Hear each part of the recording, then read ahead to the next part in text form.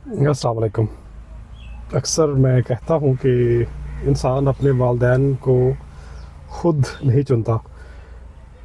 रब ताला का प्लान होता है, उसके मुताबिक आप ना दुनिया में आ जाते हैं और फिर ज़िंदगी में आने के बाद इंसान ख़ुद से अपने इख्तियार का इस्तेमाल करता है और अपने आप को अच्छा इंसान बनाने की कोशिश करता है या फिर बुरा इंसान बन जाता है। यही इम्तिहान होता है इंसान का।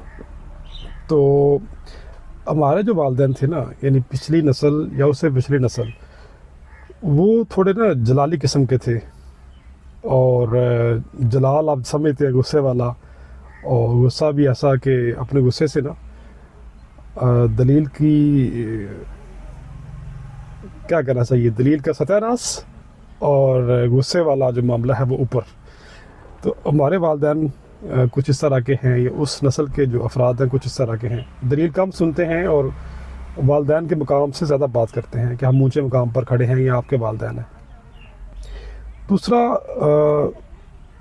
जो पहलू है ना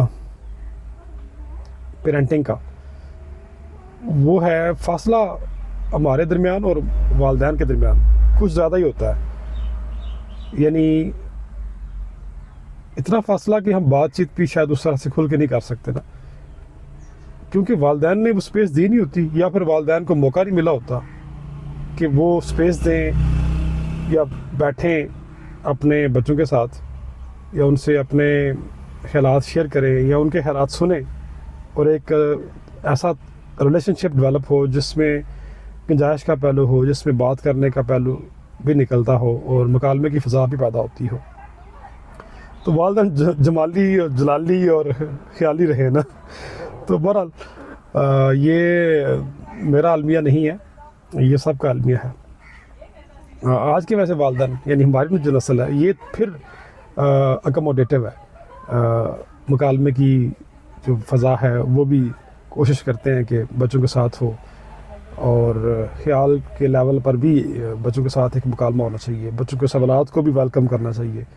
पहले वालिदैन ने ख़यालात को भी और सवालात को वेलकम नहीं किया ना, या उनके पास फुर्सत नहीं थी, या कमाने से वो फुर्सत कैसे मिलती। गम रोज़गार सारे तबीयत के पहलू ना हज़म कर जाते हैं। तो लेकिन वक्त के साथ साथ वालिदैन को सीखना चाहिए। जो बच्चे बड़े होते हैं तो ताल्लुक़ का जो पहलू है वो ज़हनी, नफ्सियाती और ख़्याल के लेवल पर हो जाता है। इसलिए ताल्लुक़ जितना दलील पर मबनी होगा, जितना लॉजिक पर मबनी होगा, उतना मजबूत होगा। जितना आप कंट्रोल करेंगे बच्चों को कंट्रोल नहीं होंगे। जितना आप उनको गुंजाइश देंगे, उनके ऊपर निगाह रखेंगे, जहाँ कहीं वो गलत मोड़ रहे हैं तो उन्हें आपने आगाह करना है और साथ लेकर चलना है। मेंटरिंग, कोचिंग, गाइडेंस ये आसान नहीं है, ये मुसलसल अमल है। और मेंटरिंग, कोचिंग, गाइडेंस अपनी भी करनी है, अपनी इस्लाह भी करनी है और बच्चों की इस्लाह भी करनी है। ये दोनों तरबियत के पहलू हैं जिन पर हमें निगाह रखनी है। और वालिदैन को बदलना चाहिए। मेरे वालिद साहब अक्सर कहते होते हैं कि वक्त के साथ साथ वालिदैन को बदलना चाहिए, अपनी सोच में तब्दीली लेकर आनी चाहिए।